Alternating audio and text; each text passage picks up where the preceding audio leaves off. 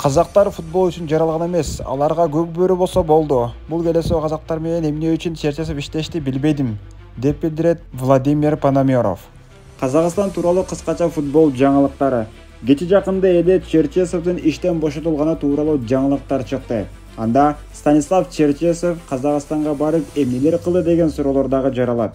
Кээ бирлери жөн гана 500 000 евро алып кетти десе, кээ бир орусиялык жаңылыктарда Черчесов Казакстанга барып авторитетин түшүрүп келди деп чыгууда.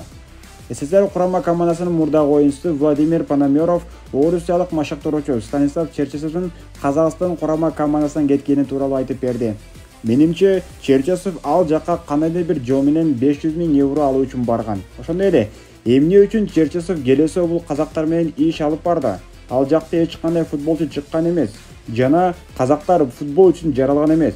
Алар ат минип топту таяк менен уруп ойношсо жакшы. Ошондой оюндар дагы бар. Койду бири-бирин ыргытып ойномой деген. Кыскасы, футбол казактар үчүн эмес деп билдирет Владимир Пономарев. Оба, кыргызда бир кеп бар эле. Орус менен достошсоң айып алтаңды ала жүр деген. Бул жерде орусиялык машыктыруучунун колдоп көп орусиялык инсандар жазган. Бирок жыйынтык кандай экенин казак эли жана казак футбол көрөрмандары чындыгына билишет.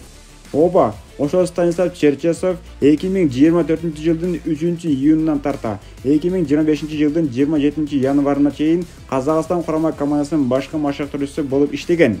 Анын жетекчилигинде казактар жалпысынан УЕФА улуттар лигасынын 6 беттешине катышып, 1 жолу тең чыгып, 5 жолу жеңилген. Голдор айырмачылыгы 0-15. Тактап айтканда, алар эч кандай гол жарата алган эмес дагы, ата аңдаштардан өз дарбазасына 15 гол өткөзүп алган. Бул деген Казакстан тарыхына таптакыр болбогон нерсе. Ошентип, Казакстан Австрия, Норвегия жана Словения менен тайпада акыркы орунду ээлеп калды. Б дивизиондан С дивизионго түшүп калды. Жогору айтылгандай футболчулар чыкпайт деп айтышты. Эсинде болсо, Даниядай мамлекеттик камбек менен жеңген дагы ошол казак футболчулары эле. Болгону бул жерде машыктыруучу чын жүрөктөн иштеген эмес. Чын жүрөктөн иштеген машыктыруучу ким экенин казак эли билет. Оба, жеке пикиримде ошол чын жүрөктөн иштеген Магомед Адиев Казакстандын футболун пик даражага алып бараткан болчу. Бирок аны дагы жолдон чыгарышты. Ал эми орустар так даана иштебей эле футболчулары начар деп чыгышты. Бул иш аракети биз кыргыздардын бир сөзүнө туура келди. Орок оралбаган адам орок тандайт дейт. Андыктан футболчу менен иштеше албаган Черчесов балким ушундай болуп чететилди. Кыскасы, азыр казак эли же Магомед Адиевди алып келиш керек, же өзүнөн жакшы бир адисти даярдап чыгышы керек. Анткени март айында кайра дүйнө чемпионатына тандоо оюндары старталат.